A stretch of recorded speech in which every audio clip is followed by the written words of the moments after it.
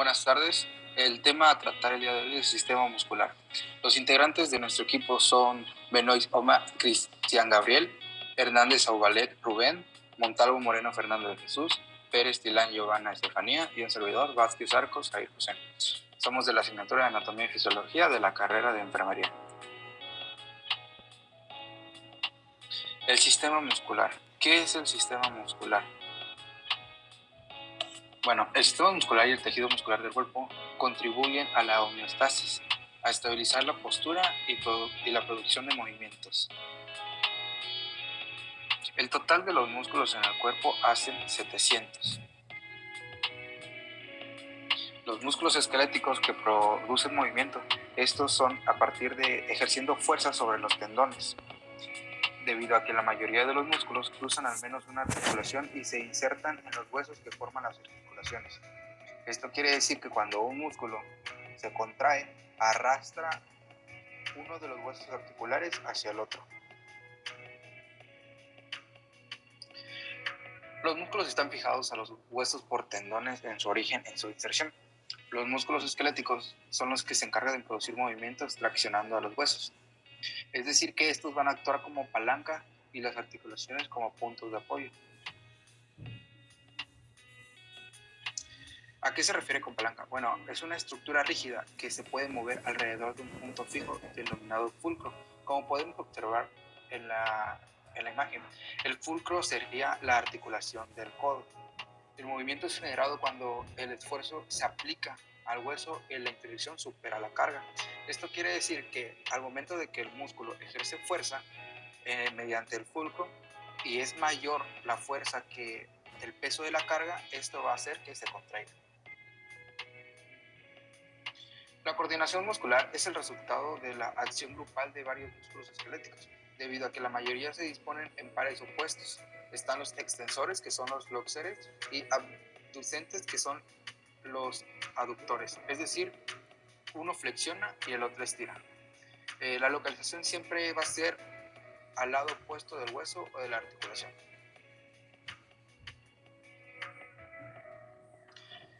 Como podemos ver, los nombres de la mayoría de los músculos contienen combinaciones de las raíces de las palabras. Como podemos observar en el cuadro 11.2, cada palabra tiene sus características distintivas.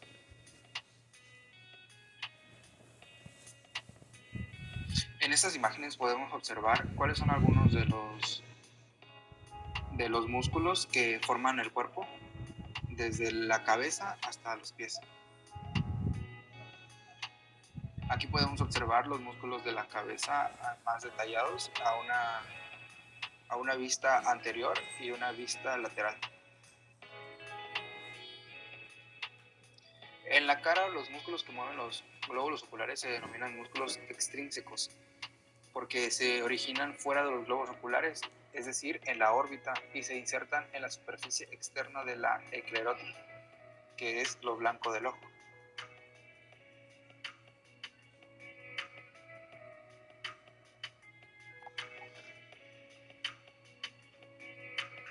Bueno, los músculos que mueven la mandíbula intervienen en la masticación y el habla. Los músculos que mueven la mandíbula en la articulación temporomandibular, o también ATM, se conocen como músculos de la masticación.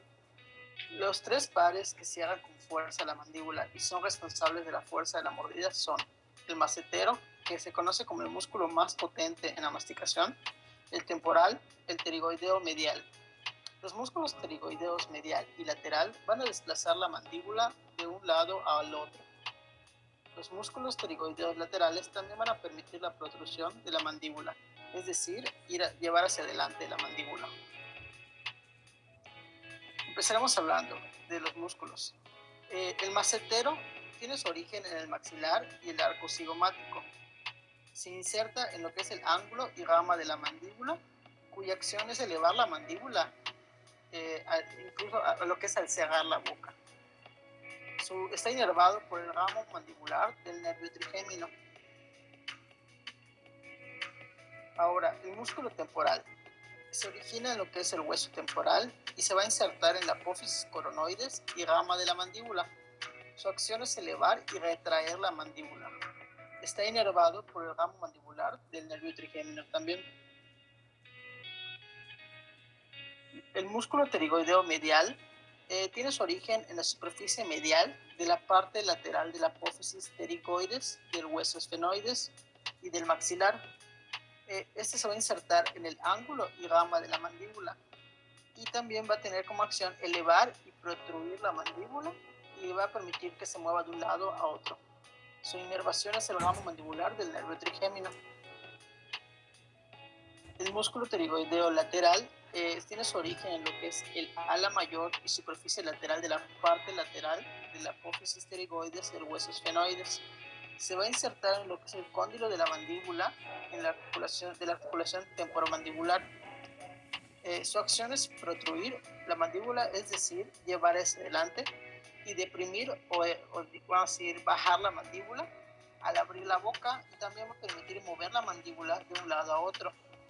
Está inervado también por el ramo mandibular del nervio trigémino. Ahora hablaremos de los músculos de la cabeza que permiten que se mueva la lengua e intervienen en la masticación y el habla.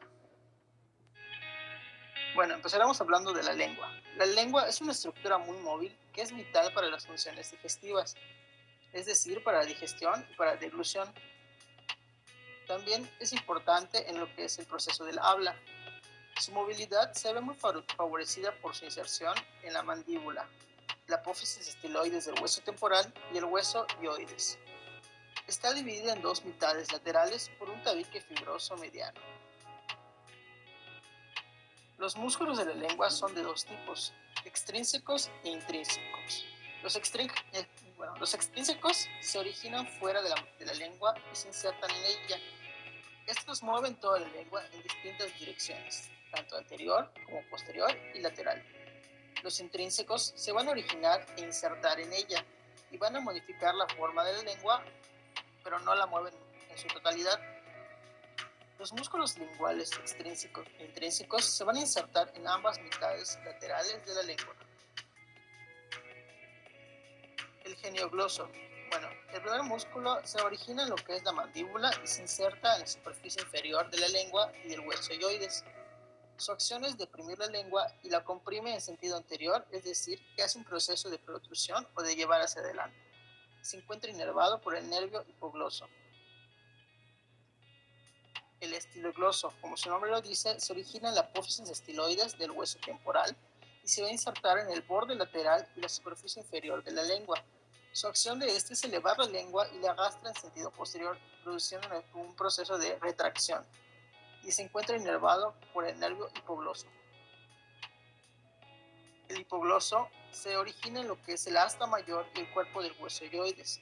Su inserción es en el borde lateral de la lengua, cuya acción es deprimir la lengua y tira de sus lados hacia abajo. Este también se encuentra inervado por el nervio hipogloso, como dice su nombre. El palatogloso, como su nombre indica, se origina en la superficie anterior del paladar blando. Este se va a insertar en el borde lateral de la lengua y su acción va a ser elevar la porción posterior de la lengua y llevar hacia abajo el paladar blando sobre la lengua. Este se va a encontrar inervado por el plexo faríngeo que contiene axones del nervio vago.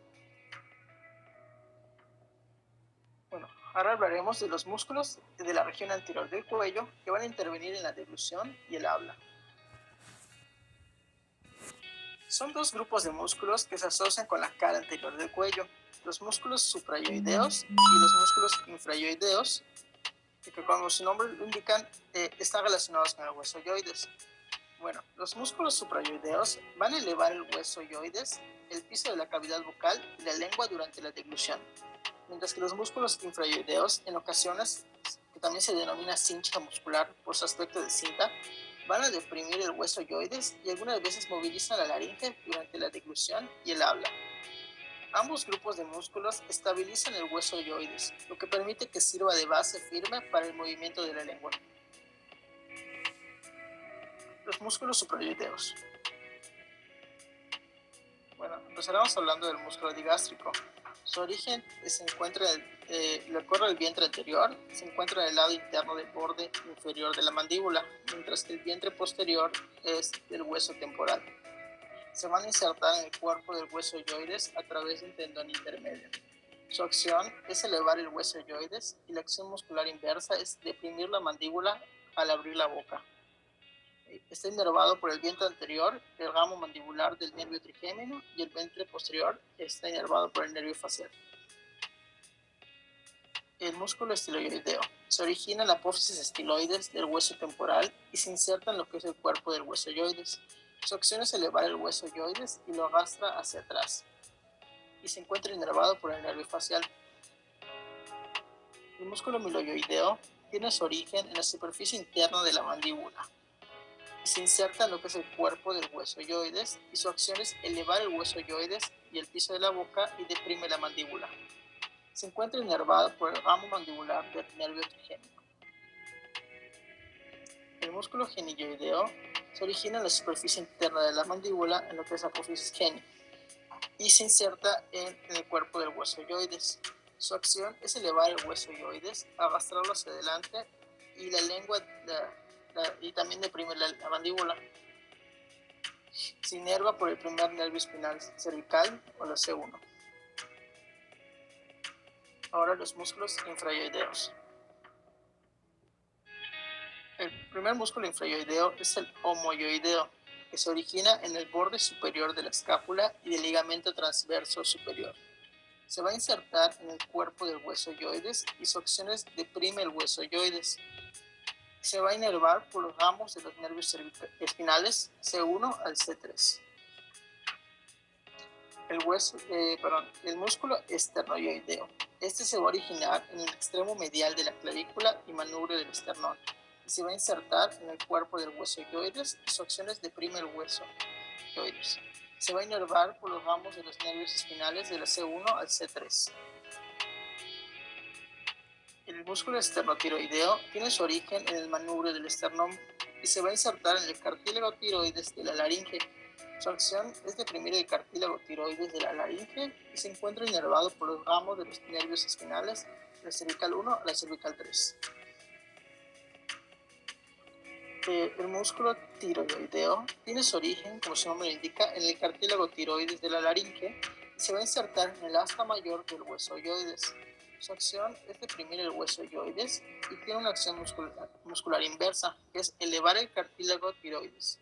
Se va a inervar en los ramos de los nervios espinales de la cervical 1 a la cervical 2 y el nervio hipogloso descendente. Los músculos del cuello que mueven la cabeza.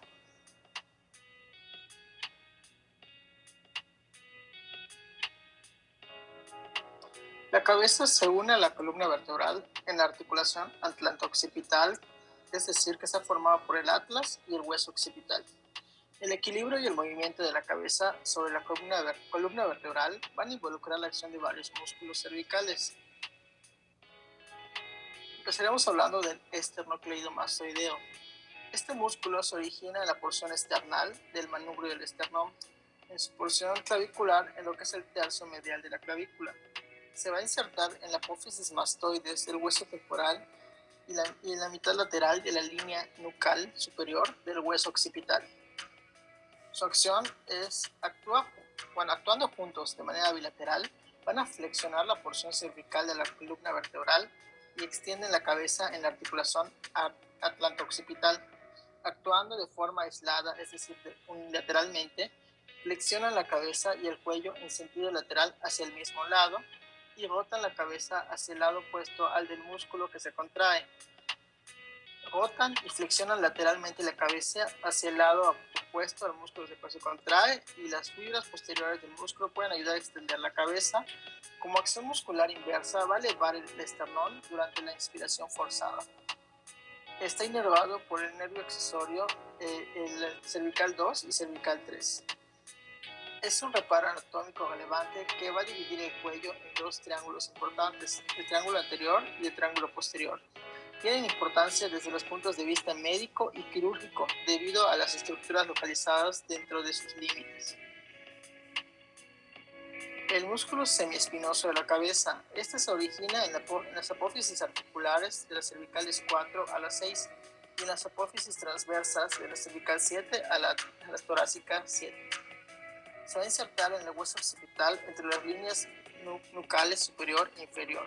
Y su acción, es decir, actuando juntos, van a extender la cabeza y la columna vertebral. Actuando en forma aislada, van a rotar la cabeza hacia el lado opuesto del músculo que se contrae. Se encuentra inervado por los nervios espinales cervicales. Bueno, el músculo espléneo de la cabeza tiene su origen en el ligamento nucal y apófisis espinosas de la C7 a la T4. Es decir, se va a insertar en el hueso occipital y la apófisis mastoides del hueso temporal. Y su acción es, actuando juntos, van a extender la cabeza y actuando de manera aislada, van a rotar la cabeza hacia el lado opuesto del músculo que se contrae. Se va a inervar por los nervios espinales cervicales.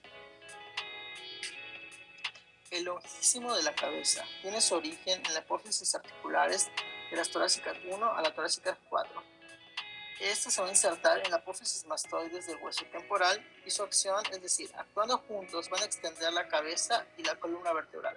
Y actuando de forma aislada, van a flexionar y rotar lateralmente la cabeza hacia el mismo lado del músculo que se contrae y se encuentran inervados por los nervios espinales cervicales. El músculo espinoso de la cabeza. Bueno, su origen a menudo es ausente o es muy pequeño y se va a originar con el semiespinoso de la cabeza. Este se va a insertar en el hueso occipital y su acción es extender la cabeza y la columna vertebral. Se va a encontrar inervado por los nervios espinales cervicales. Ahora hablaremos de lo que son los triángulos. El triángulo anterior. Bueno, el triángulo anterior está delimitado en el plano superior por la mandíbula, en el plano medial por la línea media cervical y en el plano lateral por el borde anterior del músculo esternocleidomastoideo. Lo vamos a poder ver en la imagen a un costado, es la zona de color azul claro. El triángulo anterior, a su vez, se va a dividir en tres pares de triángulos: los submandibulares, los carotídeos y los musculares. Se forma un triángulo submentoniano impar con la parte superior de los triángulos anteriores derecho e izquierdo combinados. El triángulo anterior va a contener los ganglios linfáticos submentonianos, los submandibulares y cervicales profundos, la glándula submandibular y una parte de la glándula parótida, que son las salivales, la arteria y las venas faciales, las arterias carótidas y la vena yugular interna, la glándula tiroides y los músculos infraoideos y los siguientes nervios craneales, que son el glosofaringeo, el vago, el accesorio y el hipogloso. Ahora hablamos del triángulo posterior. El triángulo posterior está limitado en su plano inferior por la clavícula, en su plano anterior por el borde posterior del músculo esternocleidomastoideo y en el plano posterior en lo que es el borde anterior del músculo trapecio.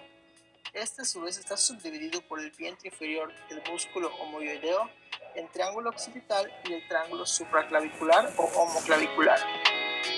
Este va a contener parte de la arteria subclavia, la vena yugular externa, los ganglios linfáticos cervicales, el plexo braquial y el nervio accesorio. Y en la imagen se puede observar que es la zona de color verde. Ahora hablaremos de los músculos del abdomen que van a proteger las vísceras abdominales y van a mover la columna vertebral. Bueno, la pared abdominal anterior está formada por piel, por fascia y 4 pares de músculos: el oblicuo externo del abdomen, oblicuo interno, el transverso y el recto. Los primeros 3 músculos están dispuestos desde lo superficial hacia lo profundo. Como grupo, los músculos de la pared abdominal anterolateral ayudan a contener y a proteger las vísceras abdominales. También permiten flexionar y flexionar lateralmente y rotar a la columna vertebral en las articulaciones intervertebrales. Comprimen el abdomen durante la expiración forzada y generan la fuerza requerida para la defecación, la micción y el parto.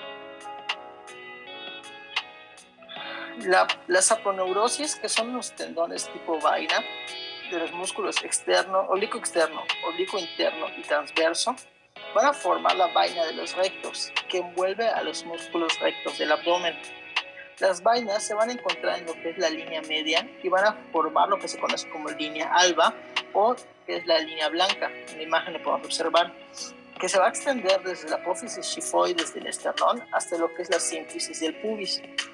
El borde inferior libre de la aponeurosis del oblicuo externo va a formar el ligamento inguinal que transcurre desde la espina ilíaca anterosuperior hasta la espina púbica.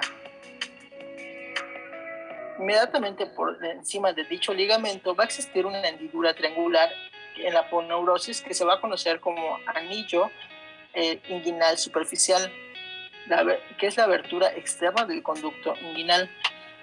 El conducto inguinal va a contener lo que es el cordón espermático del nervio ilioinguinal en los varones, y en el caso de las mujeres contiene el ligamento redondo del útero y el nervio ilioinguinal.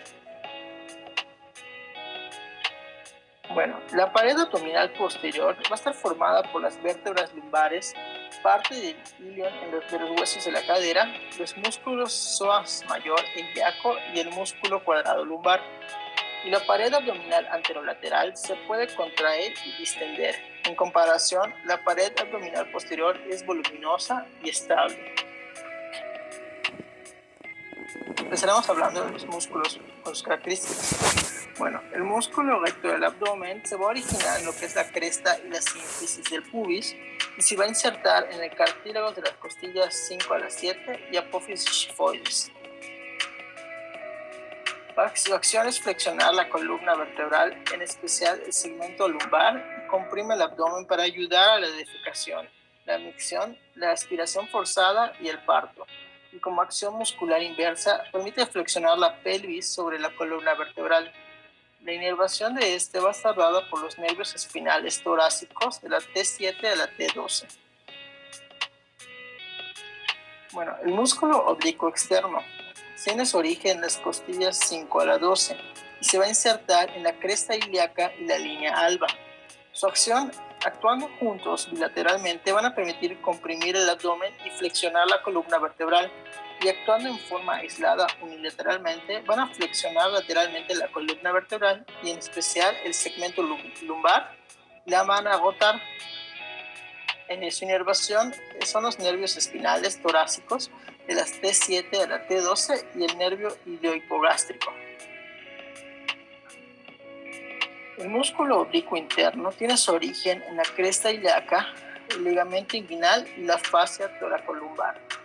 Se inserta en el cartílago de las costillas costillas 7 a la 10 y la línea alba. Sus acciones, actuando juntos, van a permitir comprimir el abdomen y flexionar la columna vertebral. Y si actúan de forma aislada, van a flexionar lateralmente la columna vertebral, en especial el segmento lumbar, y le van a permitir rotar a la columna. La inervación es dada por los nervios espinales torácicos, de la T8 a la T12, y el nervio iliohipogástrico y nervio ilioinguinal. El músculo transverso del abdomen tiene su origen en lo que es la cresta ilíaca, el ligamento inguinal, la fascia lumbar y los cartílagos de las costillas 5 a la 10. Se va a insertar en la apófisis xifoides de lo que es el esternón, en la línea alba y en la pubis, y su acción es comprimir el abdomen. Este va a ser inervado por nervios espinales torácicos de la T8 a la T12. También se encuentra inervado por el nervio iliohipogástrico y el nervio ilioinguinal. Ahora, el músculo cuadrado lumbar tiene su origen en la cresta ilíaca y el ligamento iliolumbar y se va a insertar en el borde inferior de la costilla 12 y en los lumbares 1 a la 4. Su acción es, si actúan juntos, van a traccionar en sentido inferior las duodécimas costillas durante la expiración forzada. Van a fijar las duodécimas costillas para impedir su elevación durante la inspiración forzada y ayudan a extender el segmento lumbar de la columna vertebral. Si actúa de forma aislada, van a flexionar lateralmente la columna vertebral, en especial el segmento lumbar. Y su acción muscular inversa es elevar el hueso de la cadera en general de un lado. Su inervación está dada por los nervios espinales torácicos de la T12 y de los nervios espinales lumbares de la L1 a la L3 o L1 a la L4. Ahora, por último, vamos a hablar de los músculos del tórax que colaboran con la respiración. Los músculos del tórax van a modificar el tamaño de la cavidad torácica de manera que se pueda producir la respiración. La inspiración, es decir, el proceso de inhalar, tiene lugar cuando la cavidad torácica aumenta de tamaño, y el proceso de la expiración, es decir, la exhalación, tiene lugar cuando la cavidad torácica disminuye de tamaño. Bueno, el diafragma abovedado es el músculo más importante, puesto que impulsa la respiración. Además, permite la separación de las cavidades abdominal y torácica. Este posee una superficie superior convexa que forma el piso de la cavidad torácica y una superficie inferior cóncava que va a formar el techo de la cavidad abdominal. Posee 3 aberturas importantes, a través de las cuales diversas estructuras van a pasar del tórax al abdomen.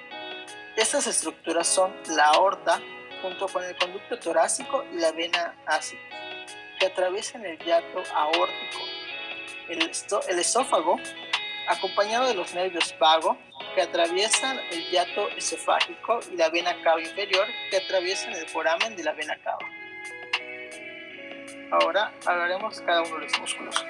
El diafragma tiene su origen, como hemos dicho, en la apófisis sifoides del esternón, en los cartílagos costales y porciones adyacentes de las 6 costillas inferiores, en las vértebras lumbares y sus discos intervertebrales. Se van a insertar en el tendón central, y su acción es la contracción del diafragma. Esto va a hacer que este se aplane, lo que va a aumentar la dimensión vertical de la cavidad torácica, por lo cual va a dar lugar a la inspiración. Y la relajación de dicho músculo hace que se desplace hacia arriba y reduzca la dimensión vertical de la cavidad torácica, lo que provoca el proceso de la expiración o exhalación. Está inervado por el nervio efrénico, que contiene axones de los nervios espinales cervicales de la C3 a la C5. Por último, hablaremos de los músculos intercostales externos. Estos músculos se van a originar en el borde inferior de la costilla superior y se van a insertar en el borde superior de la costilla inferior. La acción de estos es la contracción su contracción va a elevar las costillas y va a aumentar las dimensiones anteroposterior y lateral de la cavidad torácica, lo cual va a producir el proceso de la inspiración, y la relajación de dichos músculos van a deprimir las costillas y reducir las dimensiones anteroposterior y lateral de la cavidad torácica, lo que va a dar lugar al proceso de la exhalación o expiración.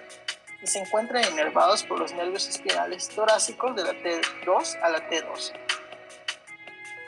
Intercostales internos. Bueno, estos músculos tienen su origen en el borde superior de la costilla inferior y se insertan en el borde inferior de la costilla superior. Su acción de estos es la contracción, va a aproximar las costillas adyacentes para reducir aún más las dimensiones tanto anteroposterior y lateral de la cavidad torácica durante la expiración forzada. Y se van a inervar por los nervios espinales torácicos de la T2 a la T12.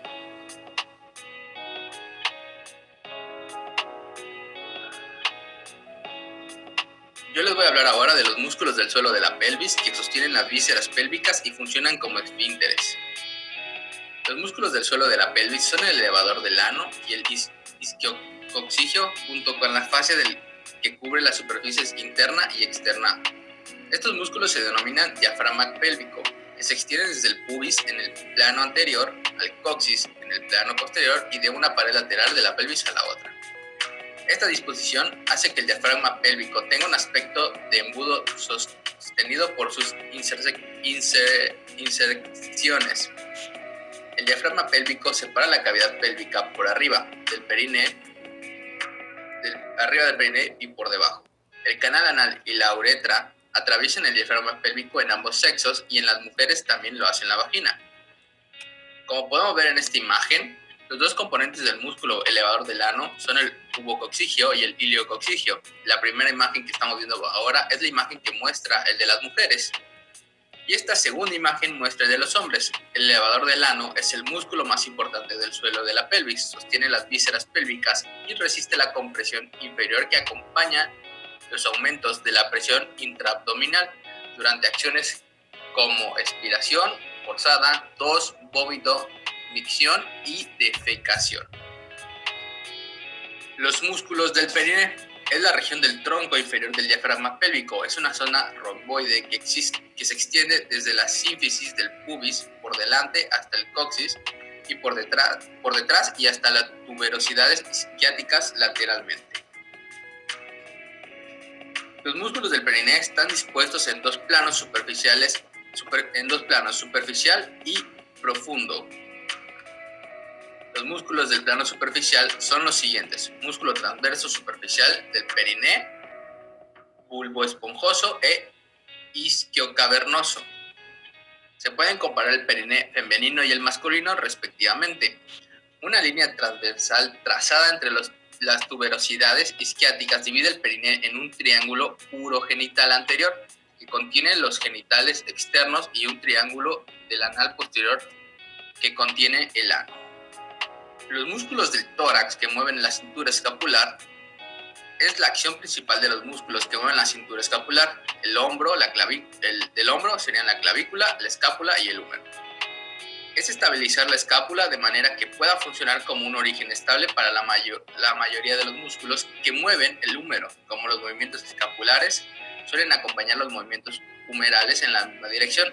Los músculos también movilizan la escápula para aumentar la amplitud del movimiento del húmero.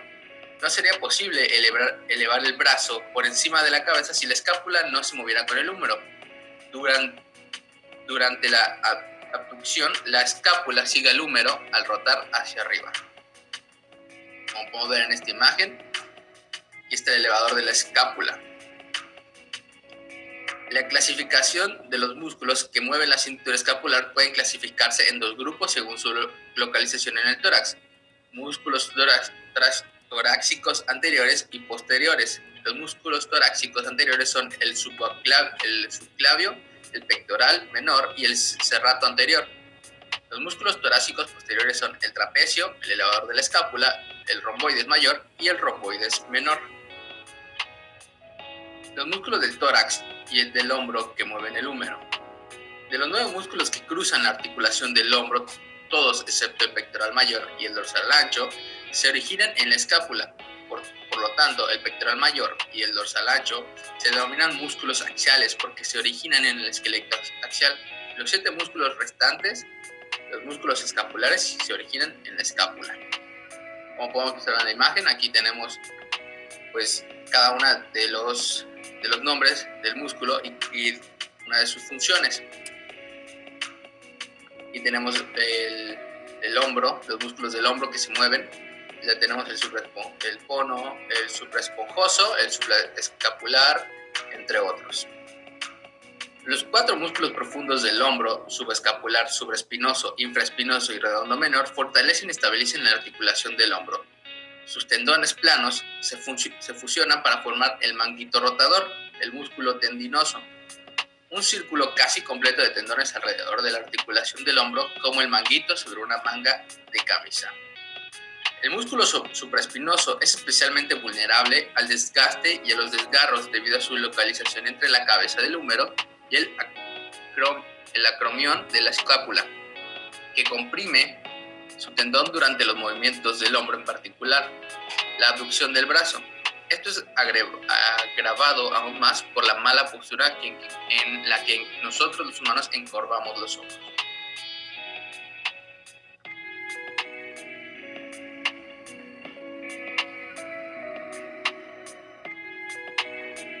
Yo les voy a hablar sobre los músculos del antebrazo que mueven la muñeca y la mano, el pulgar y los dedos. Músculos del antebrazo que mueven la muñeca, la mano y los dedos son numerosos y variados. Los que actúan sobre los dedos se conocen como músculos estrisectos de la mano, porque se originan fuera de la mano y se insertan en ella. El nombre de los músculos que mueven la mano, muñeca y los dedos tiene relación con su origen, inserción y función. Los músculos del antebrazo se dividen en 2 grupos según la base de localización y función. En el cuadro están especificados los músculos del compartimento anterior. Se originan en el húmero, se insertan en los huesos del carpo, los metacarpianos y las faringes, y funcionan sobre todo en flexores. Los vientres de estos músculos forman la masa del antebrazo. Uno de los músculos, el músculo palmar largo. espalda alrededor del 10% de los individuos, generalmente en el antebrazo izquierdo, y suele ser utilizado para reparaciones de tendones. Músculos del compartimento posterior. Se originan en el húmero y se insertan en los metacarpianos, en las faringes, y actúan como extensores.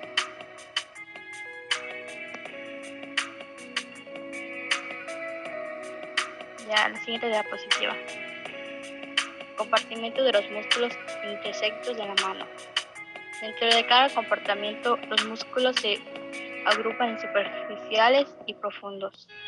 Los músculos del compartimento anterior superficial están dispuestos en el siguiente orden del plano lateral al medial. Compartimento anterior flexor superficial del antebrazo. Músculo flexor radial del carpo. Origen epicondilo medial del húmero.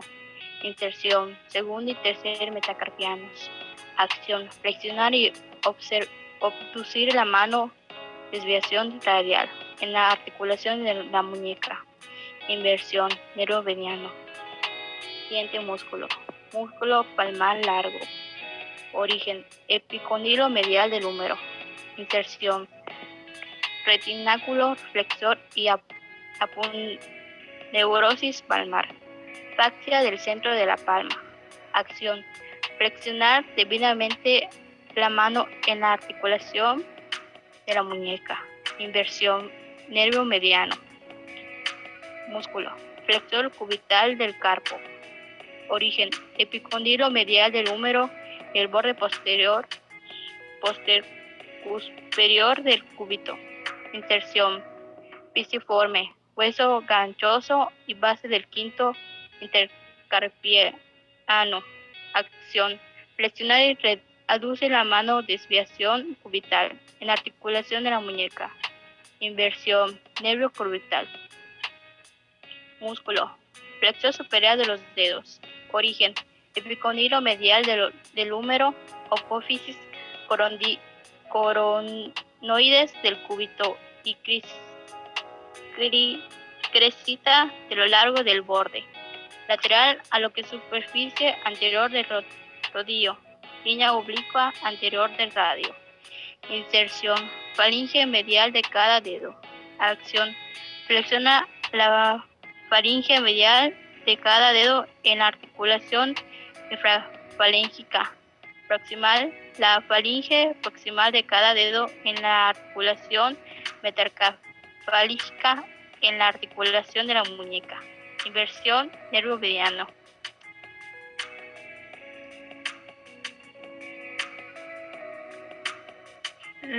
A continuación le voy a hablar sobre los músculos del compartimento anterior profundo. Están dispuestos en el siguiente orden en el plano lateral medial. Compartimento anterior, flexor profundo del antebrazo. Músculo, flexor largo del pulgar. Origen, superficie anterior del radio y membrana interósea. Lámina del tejido fibroso mantiene unidos los cuerpos del cúbito y el radio. Inserción, base del faringe distal del pulgar. Acción, flexionar la faringe distal del pulgar de la articulación intrafalíngica. Inversión, nervio mediano. Músculo, flexor profundo de los dedos. Origen, superficie anteromedial del cuerpo cúbito. Inserción, base de la faringe distal de cada dedo. Acción, flexiona las faringes distal y media de cada dedo en la articulación intrafalíngica. La faringe proximal de cada dedo en una articulación metafalíngica en la mano en la articulación de la muñeca. Inversión, nervios medianos y cubital.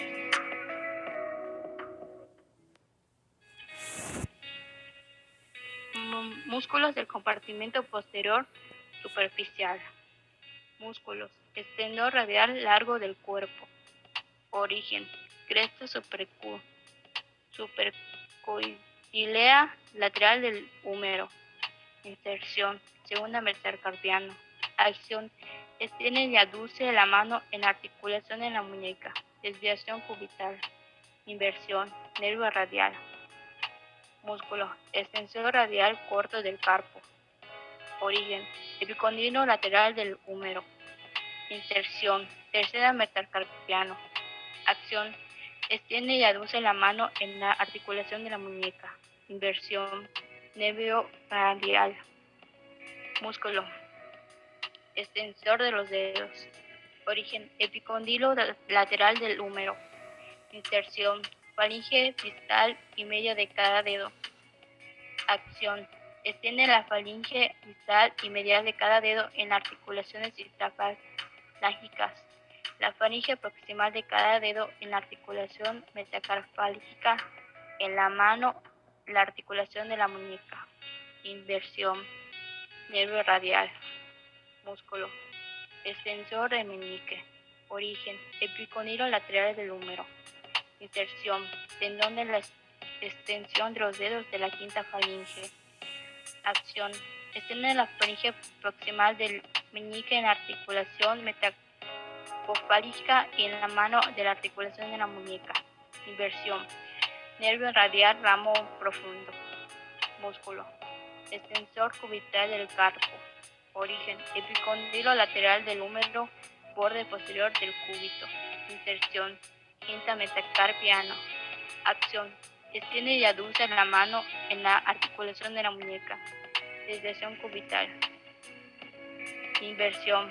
Nervio radial, ramo profundo.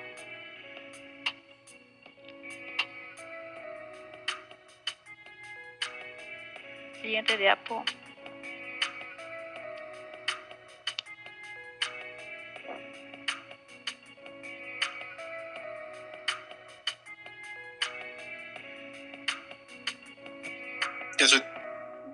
¿Ya lo cambiaron?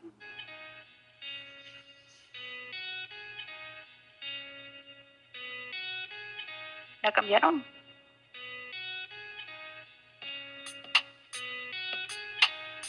Sí, hay uno que músculos del compartimento posterior. ¿Es ese, Steffi? Ahí ya se quedó, ¿no? Es que solo ayer me quedó, no volvieron a cambiar. Ese va, ¿no? Pues te pregunté a Zero.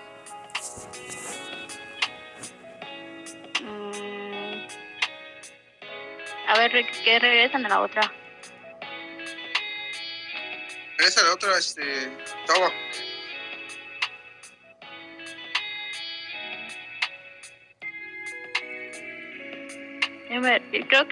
Creo que esa va. No sé si ya dije esa. Sí, porque la anterior lo cortan. y ahorita es profundo. Ok. Lo voy a decir, ahí cortan esa parte entonces. Ahí va. Sí, está bien. Músculos del compartimento posterior profundo. Músculo. Aductor largo del pulgar. Origen. Superficie posterior de la parte medial del radio y el cúbito y membranas interósea.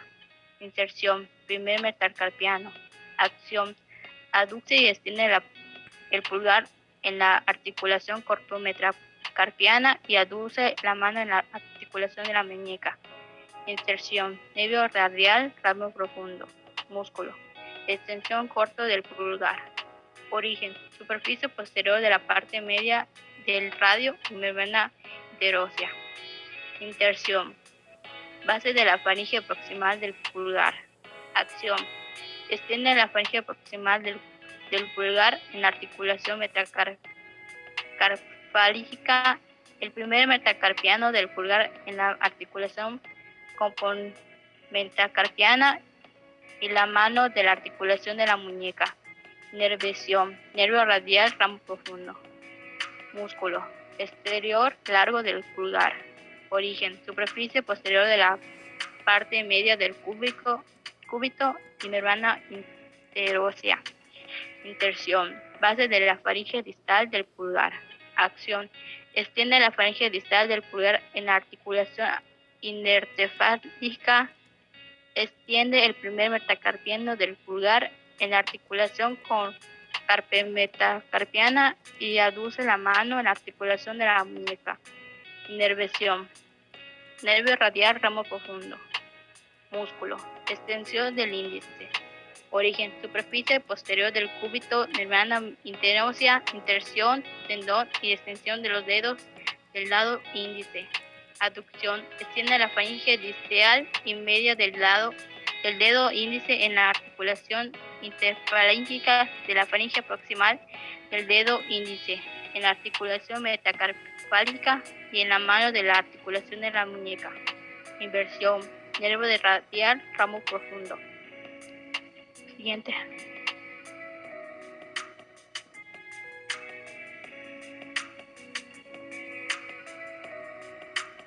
Los tendones de los músculos del antebrazo se insertan en la muñeca o que continúa hacia la mano. Son sostenidos cerca de los huesos por fascias resistentes.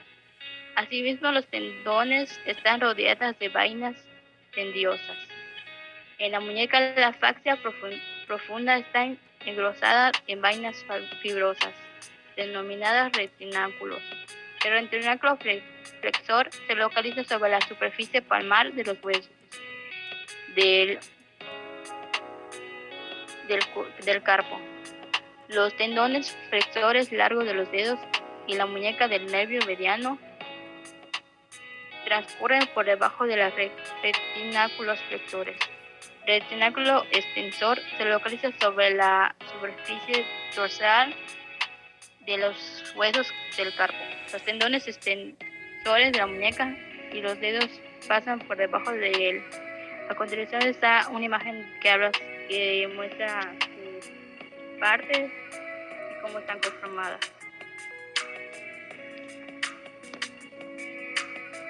Siguiente.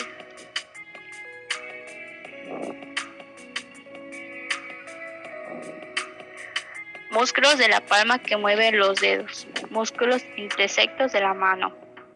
Los músculos intersectos de la mano, localizados en la palma, son los responsables de los movimientos débiles, complejos y precisos de la caracterizan la mano humana. Los músculos de este grupo son denominados así porque su origen e intersecciones se encuentran dentro de la mano. La destreza de la mano depende de los movimientos del pulgar. Actividades generales de la mano en las siguientes: movimientos libres, fuerza de precisión, manipulación de precisión y pellizco.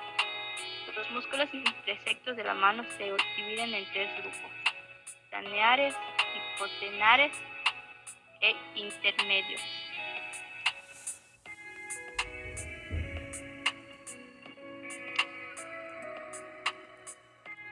Planeares, región lateral de la palma. Músculo: aductor corto del pulgar. Origen: retináculo flexor, esquifoides y trapecio. Inserción: borde lateral de la faringe proximal del pulgar. Acción: aduce el pulgar en la articulación carpo-metacarpiana. Inserción: nervio mediano. Músculo: oponente del pulgar. Región: retículo flexor y trapecio. Inserción: borde lateral del primer metacarpiano pulgar. Acción: mueve el pulgar a través de la palma que se encuentra en cualquier dedo. Oposición: en la articulación carpo-metacarpiana metacefálica. Inversión: nervio mediano. Músculo: flexor corto del pulgar. Origen: retículo flexor, trapecio y hueso grande de trapezoide. Inserción: borde lateral de la faringe proximal del pulgar. Acción: flexiona el pulgar en las articulaciones carpo-metacarpianas y metacefálicas. Inserción: nervio mediano y cubital. Músculo: aductor del pulgar. Origen: la cabeza obliqua se origina en el hueso grande y en el segundo y en el tercer metacarpiano. La cabeza transversa se origina en el tercer metacarpiano. Inserción: borde medial de la faringe proximal del pulgar por medio de un tendón que contiene un hueso sesamoideo. Acción: aduce el pulgar en la articulación carpo-metacarpiana y metafalíngica. Inversión: nervio cubital.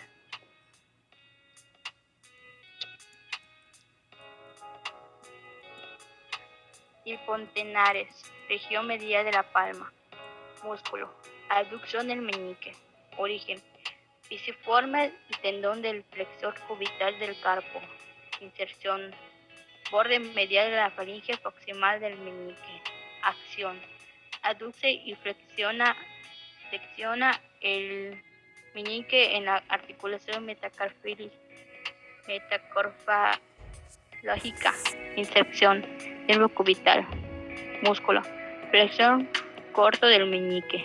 Acción. Reticuláculo flexor y hueso ganchoso. Inserción. Borde medial de la faringe proximal del meñique. Acción. Flexión del meñique en las articulaciones carpometacarpianas y metafáricas. Inserción. Nervio cubital. Músculo. Oponente en el meñique. Origen. Reticuláculo flexor y hueso ganchoso. Inserción. Borde medial del quinto metacarpiano meñique. Acción. Mueve el meñique a través de la palma para que se encuentre con el pulgar. Oposición. En la articulación carpometacarpiana. Inserción. Nervioso cubital.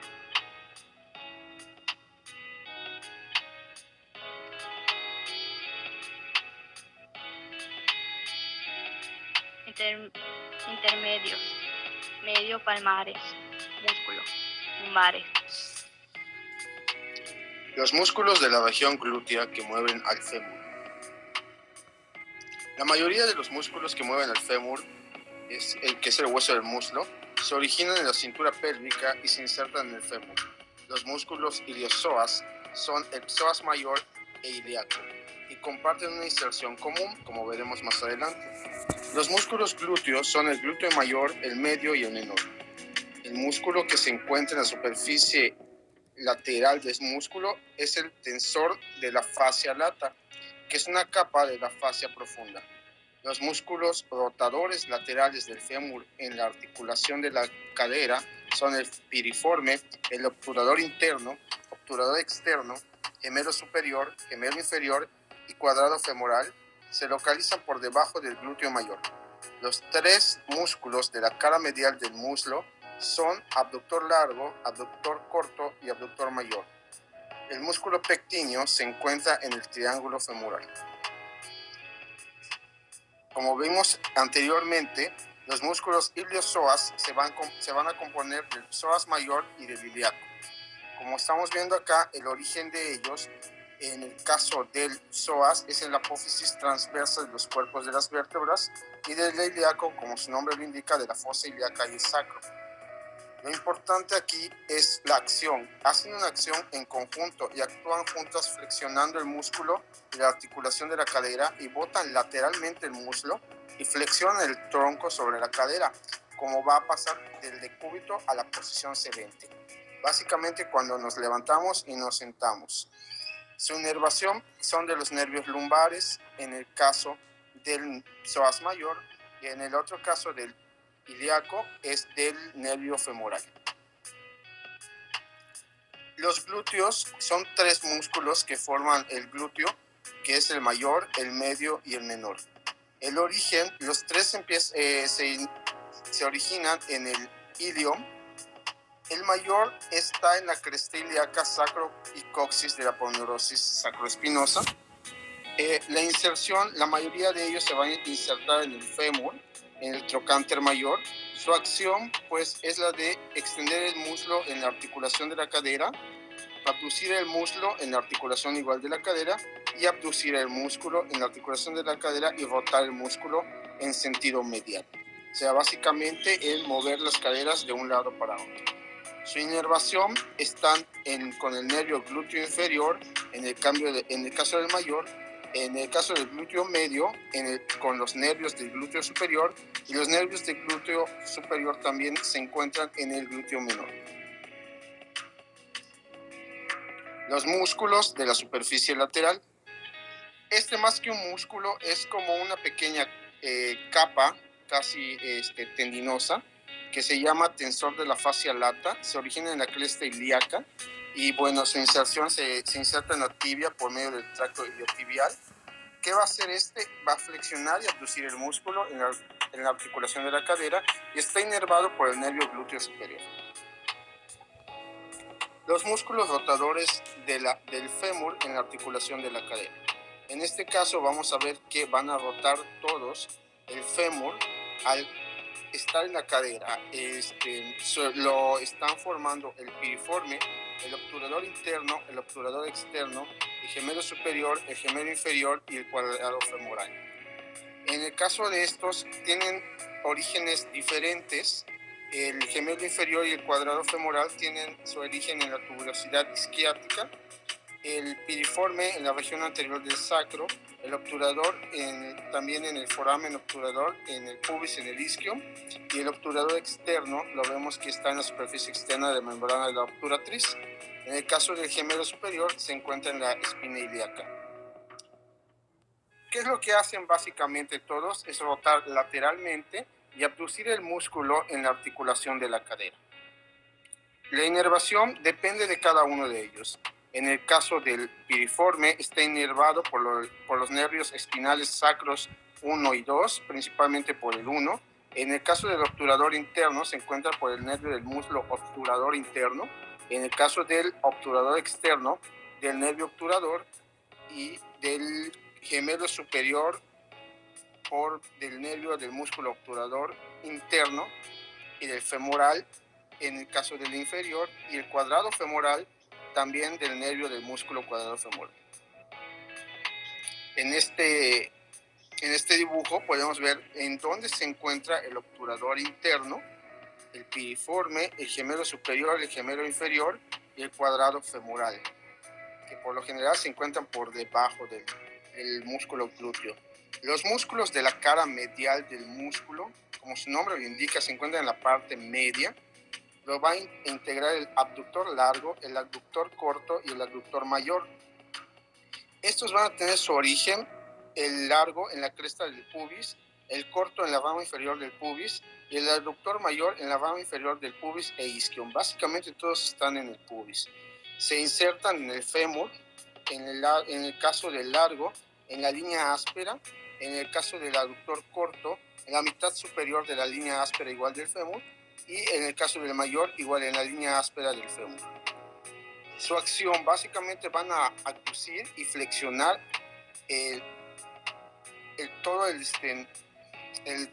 la articulación de la cadera y rotar el muslo. Su inervación va a ser por el nervio obturador y solamente el abductor mayor también va a estar inervado por el ciático.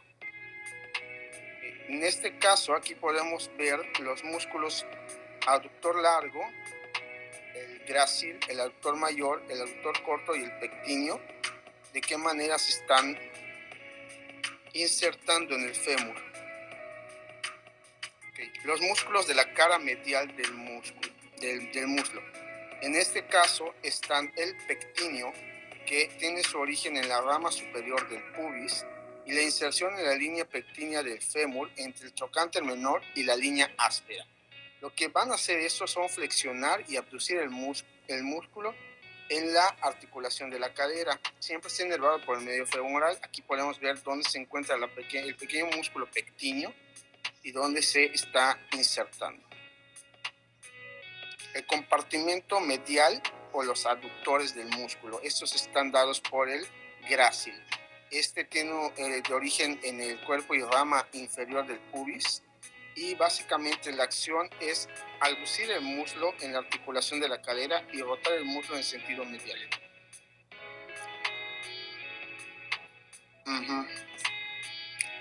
El compartimento anterior, extensor del muslo.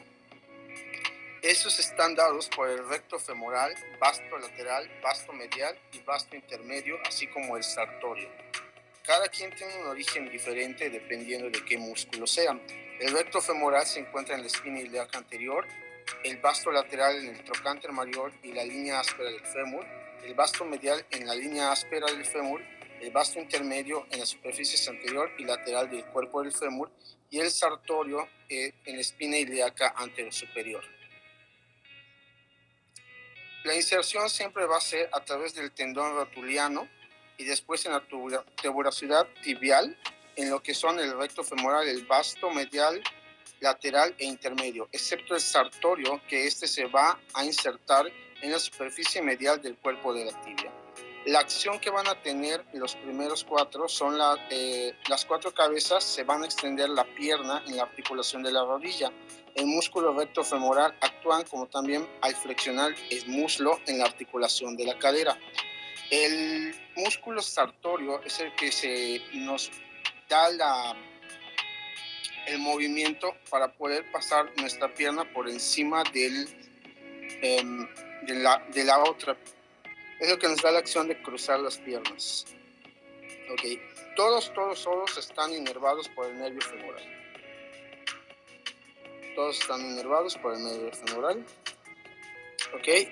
Aquí podemos ver a cada uno de ellos, al recto femoral, al vasto lateral, al vasto intermedio, al sartorio y al vasto medial. ¿Sí? Compartimiento posterior o flexor del muslo. Como su nombre lo dice, lo que van a hacer es flexionar el muslo. Ok, el bíceps femoral, el semitendinoso y el semimembranoso son los principales en esto. No son los únicos, también está el bíceps femoral. Elimina eso. Okay. El compartimento posterior o flexor del muslo. Como su nombre lo indica, lo que van a hacer es flexionar el muslo. Están compuestos por el bíceps femoral, semitendinoso y semimembranoso. El origen de estos está en la tuberosidad isquiática, excepto con el bíceps femoral, que se encuentra en la cabeza larga que se origina en la tuberosidad isquiática. La cabeza corta se origina en la línea áspera del fémur. Se insertan en la cabeza del peroné y el cóndilo lateral en cuanto al bíceps femoral. En cuanto al semitendinoso, en la zona proximal de la superficie medial del cuerpo de la tibia, y en cuanto al semimembranoso, en el cóndilo medial de la tibia. La acción es la misma, como su nombre los indica, es flexionar la pierna en la articulación de la rodilla y extender el muslo en la articulación de la cadera. Están inervados por el nervio tibial y peroneo del nervio ciático en cuanto al bíceps femoral, y en cuanto al semimembranoso y el semitendinoso por el nervio tibial con el ramo del nervio ciático. Aquí podemos ver dónde se encuentra el semitendinoso, el bíceps femoral y el semimembranoso. Músculo de la pierna que mueven el pie y los dedos. Okay. Los músculos que mueven el pie y los dedos de los pies se localizan en la pierna. Los músculos de la pierna, al igual que el del muslo, están divididos por la fascia profunda en 3 compartimientos, uno anterior, uno lateral y uno posterior. El compartimiento anterior de la pierna contiene los músculos que hacen la dorsiflexión del pie.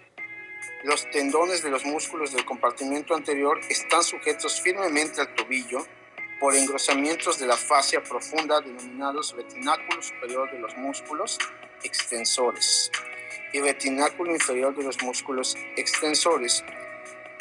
El compartimento posterior de la pierna está compuesto por músculos de los grupos superficial y profundo.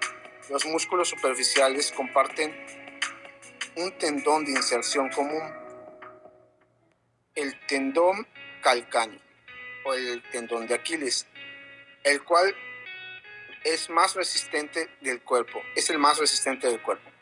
Se inserta en el hueso calcáneo del tobillo. Okay. Los músculos del compartimento anterior de la pierna son el tibial anterior, el extensor largo del dedo gordo, el extensor largo de los dedos y el tercer peroneo. De aquí lo importante es saber la acción, que es la de dorsiflexión del pie. Todos ellos van a hacer de alguna manera la dorsiflexión del pie y están inervados por el nervio peroneo profundo.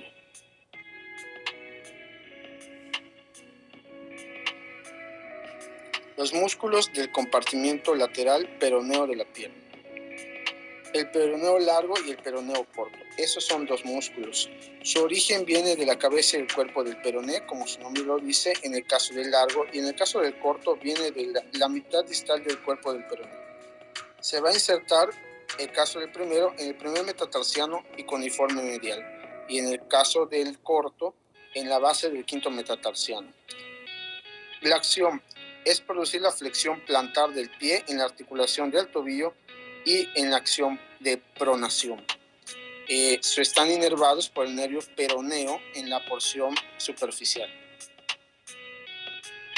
En este caso aquí podemos ver todo lo que es el tercer peroneo, el extensor largo del dedo gordo, el flexor largo de los dedos, etc. Los músculos del compartimiento posterior superficial de la pierna. Estos son el gastronémico, el soleo y el plantar. El gastronémico tiene su origen en los cóndilos laterales y medial del fémur y la cápsula de la rodilla. Se insertan en el calcáneo. De hecho, todos se insertan en el calcáneo. La acción es producir la flexión plantar del pie en la articulación del tobillo y flexionar la pierna. El caso del soleo, que se origina en la cabeza del peroné y el borde medial de la tibia, siempre se inserta en el calcáneo y va a producir igual la flexión plantar del pie en la articulación del tobillo. En el caso del plantar, pues su origen es el epicóndilo lateral del fémur, igual se inserta en el calcáneo y su acción es producir la flexión plantar del pie en las articulaciones del tobillo y flexiona la pierna en la articulación de la rodilla. Todos estos están inervados por el nervio tibial.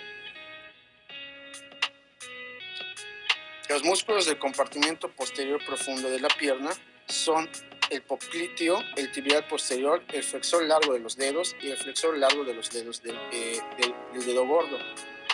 La mayoría de ellos tienen su origen en el cóndilo lateral, el segmento proximal y el tercio medio de lo que es la tibia y el peroné. Se van a insertar según la falange, en la cual, por ejemplo, el del dedo gordo, en la falange distal, en el largo de los dedos, a partir de las falanges 2 y 5, y así sucesivamente. ¿Cuál es la acción que van a tener? Es la de flexionar la pierna. De alguna otra manera, todos tienen esa acción, están inervados todos por el nervio tibial. Aquí podemos ver dónde se encuentran. En el caso de estos, aquí los podemos ver de manera aislada. Los músculos dorsales. Estos son el extensor corto del dedo gordo y el extensor corto de los dedos. Van a estar su origen en el calcáneo y en el retináculo inferior de los músculos extensores. Su inserción es dependiendo de qué dedo va a ir insertado. Por ejemplo, si es en el dedo gordo, pues ahí va insertado. Y en el caso de los demás, va de las falanges de los dedos 2 a la 4. Su acción siempre va a ser extender esos dedos y van a estar inervados por el nervio peroneo profundo. Los músculos plantares. Estos van dados por planos. En el primer plano tenemos al abductor del dedo gordo, el flexor corto de los dedos, el abductor del quinto dedo. En el segundo plano tenemos al cuadrado plantar y los lumbricales. Estos se van dando en origen dependiendo. La mayoría vienen dados en el calcáneo, excepto los lumbricales, que tienen su origen en el tendón flexor largo de los dedos.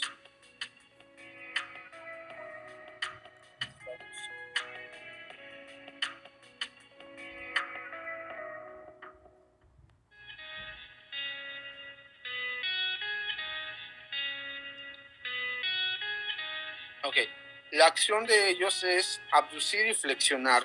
Siempre abducen y flexionan los dedos. Esto depende de cada uno. Por ejemplo, si es el flexor del dedo gordo, pues ese será el dedo que va a abducir y flexionar.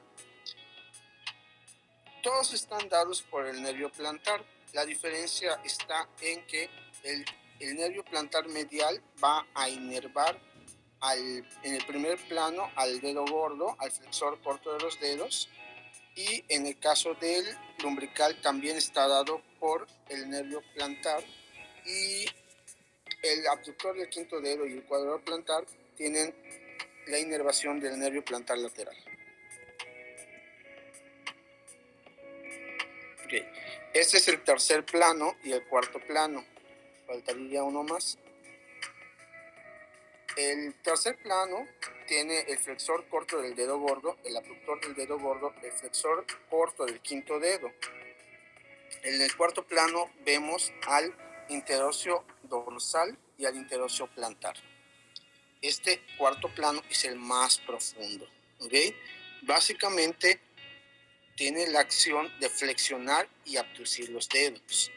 Todos ellos vienen dados igual una inervación del nervio plantar. Ya depende de dónde se encuentren, será del nervio plantar medial o del nervio plantar lateral. Únicamente el flexor corto del dedo gordo tendrá la inervación por el nervio plantar medial y los demás por el nervio plantar lateral.